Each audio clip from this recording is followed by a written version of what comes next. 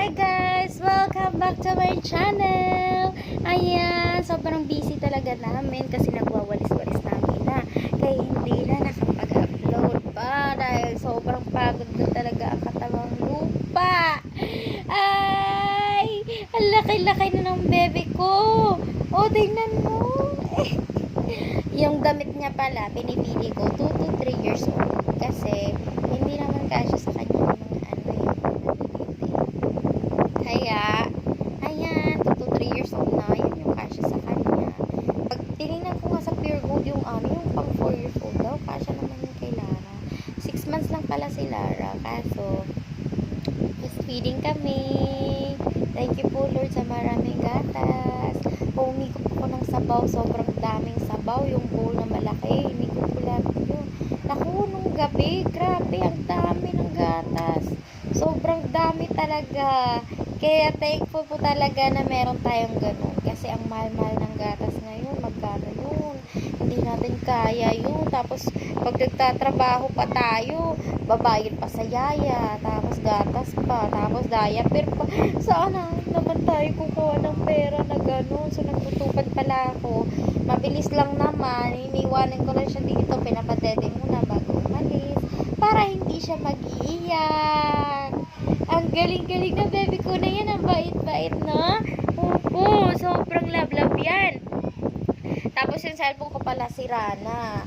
Kaya, ayun, mahirap na siya. Minsan hindi ko na siya napipindot. Kaya pag nakatupad ako, pag nakasound ako sa tupad, ipapaayos ka na yung cellphone namin. Yay! Oh, ang laki na ng baby ko. Ang laki na, no? Dalaga na yan. Sino ang dalaga? Sino ang mahal? Sino ang love-love? So, yung yung pagpagupit daw, sabi ng sabi ng mga, syempre, yung mga matatanda, na wag daw pagupitan pag may R, yung Martes, yung Friday, gano'n, yung Biyernes, wag daw gupitan kasi nga magkakaroon na arikis. Arikis yun sa sa Bisaya, Binisaya. Arikis. Yung dito, yung yung dito, mga balat, nagtutuklap-tuklap, tas dudugo-dugo. Ganon daw yung mangyayari. Bangit daw. Totoo talaga siya, mangyayari yun pagka naniniwala ka sa totoo lang.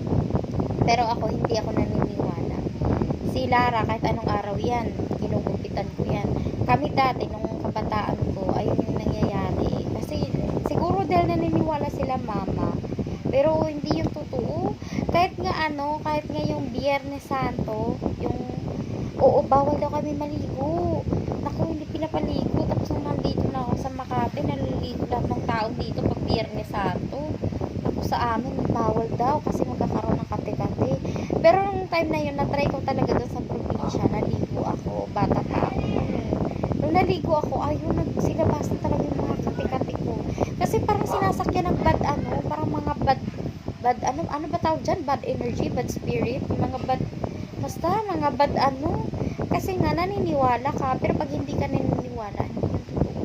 Kasi may Diyos tayo, ano ka ba? May Diyos tayo, hindi sila yung Diyos natin, yung mga na yan. Pag naniniwala ka, ayun, pupunta yan sila, tapos bibigyan ka ng sakit, no? Oh, tapos bawal paliguan daw sila na Martes at Biyernes. Pinagbabawal. Oo. Pero sabi naman ng pedya, pwede yun. Walang yun. Walang kaso yun. Okay lang daw yun. Kami naliligo kami kahit anong araw. Lunes, Martes, Biyernes. Ayan. Pero minsan tinatamad ako. Hindi ko siya pinapaliguan. Charot! Ayaw ni Lola yung naliligo ng Martes at Biyernes si Lara. Ayan. Mare. Wala dito yung Mare na chat ang daddy. Hello Lara! Busog ikaw pala, vlog? Busog ikaw pala, vlog? Love ko. Hindi ko iyakin ang love ko na yan. Hindi yan iyakin. Mabait yan, no? Sinong mabait? Sinong mabait? Pinapakain ko siya ng patatas na dinudurog-durog. Tapos lalagyan ng breast milk. Ayan. Tapos tuwang-tuwa ako kasi may nanganak dito sa amin. Kapitbahay namin. Tapos 8 months old lang yung baby. So, syempre, naka-incubate. Yung incubator ng ilang linggo. Kasi maliit daw. Tapos kulang din siya sa kulang sa buwan, kulang sa araw, gano'n. Kasi dapat, February palalabas, lumabas ng January.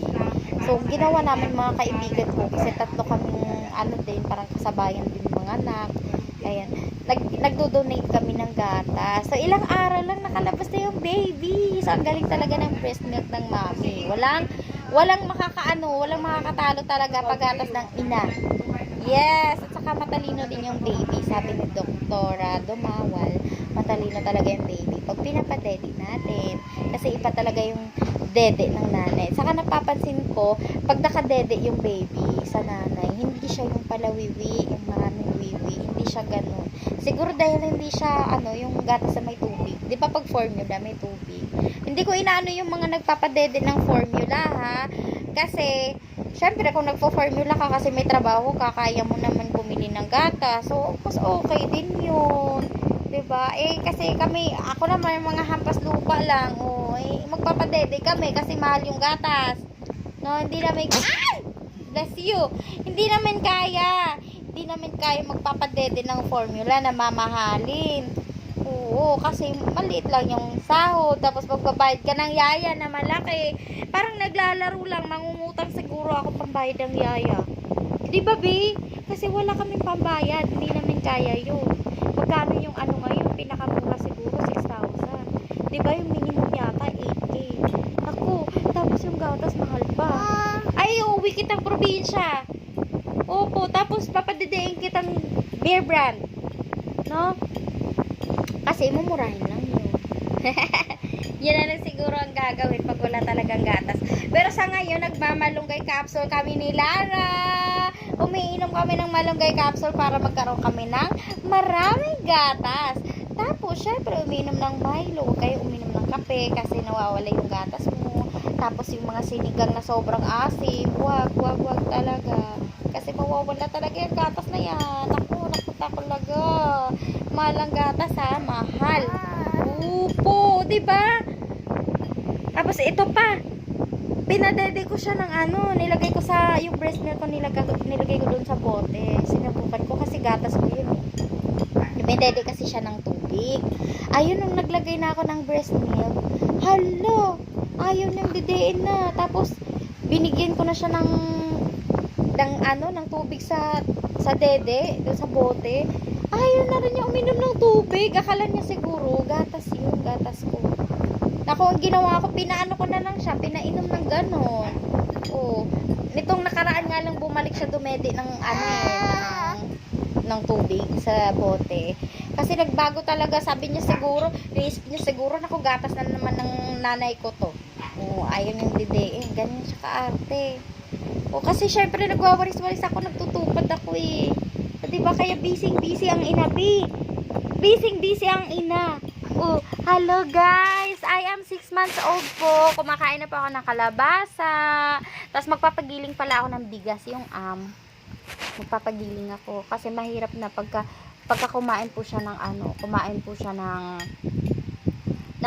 yung malalaki na siya yung dito ganon, hindi niya kaya. Magpapagiling kami mamaya, punta akong Santa Ana pa. Yay, para may pagkain po ang Lara ko.